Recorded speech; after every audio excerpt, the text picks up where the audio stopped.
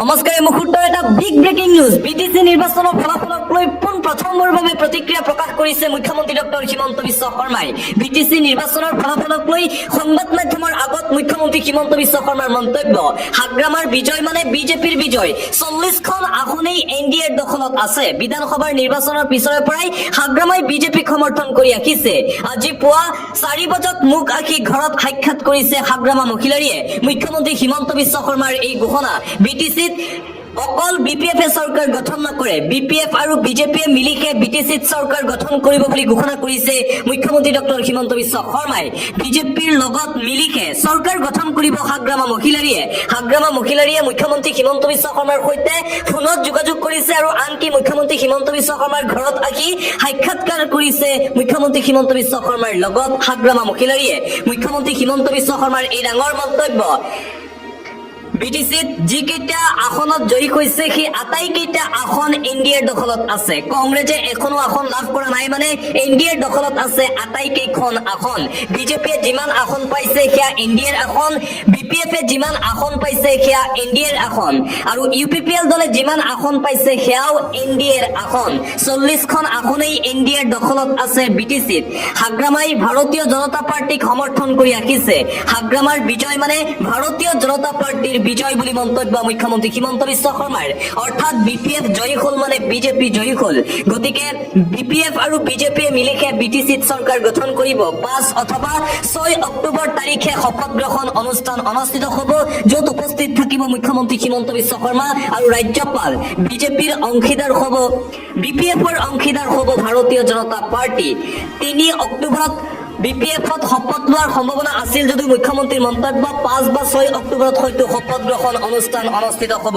মুখ্যমন্ত্ৰী হিমন্ত বিশ্ব শৰ্মাই বিটিসি নিৰ্বাচনৰ ফলাফলক লৈ এই প্ৰতিক্ৰিয়া প্ৰকাশ কৰে হাগ্ৰামা মহিলাৰীয়ে বহুবাৰ মুখ্যমন্ত্ৰী হিমন্ত বিশ্ব শৰ্মাৰ লগত যোগাযোগ কৰিছে 2021 চনৰ বিধানসভা নিৰ্বাচনৰ 3 মাহৰ পিছৰে পৰা মুখ্যমন্ত্ৰী হিমন্ত বিশ্ব শৰ্মাৰ লগত যোগাযোগত আছিল হাগ্ৰামা মহিলাৰী আৰু হাগ্ৰামা মহিলাৰীয়ে আজি ৰাতিপুৱা 4 বজাত মুখ্যমন্ত্ৰী হিমন্ত বিশ্ব শৰ্মাৰ বাসগৃহত আহি মুখ্যমন্ত্ৰী হিমন্ত বিশ্ব শৰ্মাক লগ ধৰিছে যে বিপিএফ আৰু বিজেপিয়ে মিলিকে বিটিসিত চৰকাৰ গঠন কৰিব আজি সংবাদ মাধ্যমৰ আগত আহি এই মন্তব্য কৰিছে মুখ্যমন্ত্ৰী ডক্টৰ হিমন্ত বিশ্ব শৰ্মাই বহুতে কৈ আছিল যে বিজেপিৰ পতন হৈছে বিটিসিত কিন্তু মুখ্যমন্ত্ৰী হিমন্ত বিশ্ব শৰ্মাৰ বিপৰীত মন্তব্য শুনিবলৈ পোৱা গ'ল বিটিসিত বিপিএফৰ জয় মানে ভাৰতীয় জনতা পাৰ্টিৰ জয় বিপিএফ আৰু ভাৰতীয় জনতা পাৰ্টি মিলিকে বিটিসিত চৰকাৰ গঠন কৰা হ'ব বুলি ঘোষণা কৰিছে অসমৰ মুখ্যমন্ত্ৰী ডক্টৰ হিমন্ত বিশ্ব শৰ্মাই হাগ্ৰামা মহিলাৰীৰ বিপিএফৰ বিজয় মানে ভাৰতীয় জনতা পাৰ্টিৰ বিজয় 40খন আসনেই এনডিএৰ দখলত আছে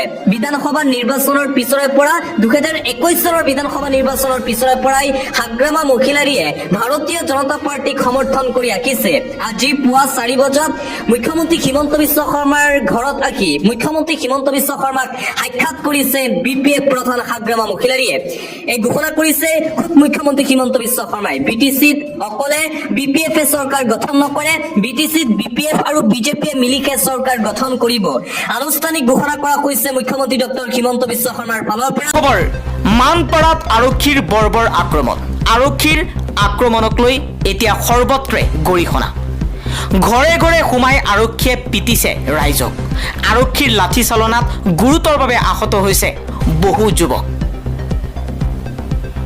ৰাহুল চেত্ৰী সাধাৰণ সম্পাদক জাতীয় যুৱ বাহিনীৰ সাধাৰণ সম্পাদকে কৈছে জাতীয় সম্পদৰ ন্যায়ৰ বাবে প্ৰতিবাদ কৰি অনুৰাগীয়ে লাঠিৰ কোপ খাইছে আৰু জাতীয় সম্পদক হত্যা কৰাৰ অভিযুক্তসকল মুকলি আকাশৰ তলত ফেচবুকত লাইভত আহে ইয়াই আমাৰ ন্যায় ব্যৱস্থা ধিক্ষাৰ অসম চৰকাৰ আন এটা খবৰ মুখ্যমন্ত্ৰী হিমন্ত বিশ্ব শৰ্মাক লৈ মন্তব্য কৰিছে বীৰ লাচিত সেনাৰ নেতা বিকাশ অসম নামৰ ফেচবুক পেজৰ পৰা মুখ্যমন্ত্ৰী হিমন্ত বিশ্ব শৰ্মাক লৈ কেইবাটাও মন্তব্য কৰিছে বীৰ লাচিত সেনাৰ নেতাগৰাকীয়ে কৈছে মাননীয় মুখ্যমন্ত্ৰী মহোদয়ে এই বগা দালাল অসম সম্পদ জুবিনৰ মূল্য বুজি নোপোৱা শ্যামকানু মহন্তৰ বিৰুদ্ধে লোৱা তাৎক্ষণিক সিদ্ধান্তত আমি অত্যন্ত সুখী মুখ্যমন্ত্ৰী মহোদয় তেওঁ আপোনালোকৰেই মানুহ আছিল এতিয়া মন কৰকচোন কোনো বিৰোধী ৰাজনৈতিক দলে ইমান আপোনাৰ ক্ষয়ক্ষতি কৰা নাই য'ত ফেষ্টিভেল মহন্তই কৰিলে এই মহন্তক চৰকাৰী ধন সৰলুকি কৰিবলৈ কোনে অধিকাৰ দিলে? সংস্কৃতিৰ কথা কৈ আমাৰ পিঠা পনা জহা বৰা বিদেশত চিনাকি কৰাবলৈ গৈ অসমখনকে মাৰি পেলালে। পৰৱৰ্তী খবৰ, বিটিচি দখলৰ যুদ্ধ। বড়োলেণ্ডত কোনে মাৰিব শেষ হাসি? কোনে দখল কৰিব বিটিচি? অপেক্ষা আৰু কিছু সময়ৰ ফলাফল ঘোষণা কৰা হ'ব। এই মুহূৰ্তলৈকে BPF যথেষ্ট আগবাঢ়ি আছে। ৰাতিপুৱা 8 বজাৰ পৰা আৰম্ভ হৈছে বিটিচি নিৰ্বাচনৰ ভোট গণনা। 22 ছেপ্টেম্বৰত শান্তিপূৰ্ণভাৱে সামৰণি পৰা 2025 চনৰ বড়োলেণ্ড টেৰিটৰিয়েল কাউন্সিলৰ নিৰ্বাচনত কোকৰাঝাৰ জিলাত ভোটাৰৰ শক্তিশালী অংশগ্ৰহণ দেখা গৈছিল। বৰ্তমান সময়লৈকে যি ফলাফল আহি পৰিছে, ইয়াৰ পৰা বুজা যায় যে বিটিচি হাগ্ৰামা মহিলাৰীয়ে দখল কৰিব। BPFৰ হাতলৈ যাব বিটিচি। পৰৱৰ্তী খবৰ, শ্যামকানু মহন্ত আৰু জুবিন গাৰ্গৰ মেনেজাৰ সিদ্ধাৰ্থৰ হৈ অসমৰ কোনো অধিবক্তাই নকৰে ওকালতি। এবাৰ সদৌ অসম উকিল সন্থাই গ্ৰহণ কৰিছে এই ডাঙৰ সিদ্ধান্ত। জুবিন গাৰ্গৰ মৃত্যু সন্দৰ্ভত দোষী পক্ষৰ হৈ কোনো অধিবক্তাই ওকালতি নকৰাৰ সিদ্ধান্ত গ্ৰহণ কৰিছে। জুবিন গাৰ্গৰ মৃত্যু সন্দৰ্ভত দোষী পক্ষৰ হৈ কোনো অধিবক্তাই ওকালতি নকৰাৰ ডাঙৰ সিদ্ধান্ত লৈছে। অসমৰ সকলো অধিবক্তাক সন্থাই সেইসকলৰ হৈ ওকালতি নকৰিবলৈ আহ্বান জনাইছে।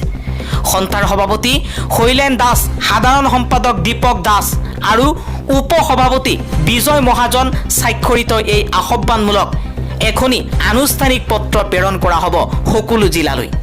ইফালে বহুকেইখন অধিবক্তাৰ সৈতে অগ্ৰিম জামিনক লৈ কথা পাতিছিল শ্যামকানু মহন্তই।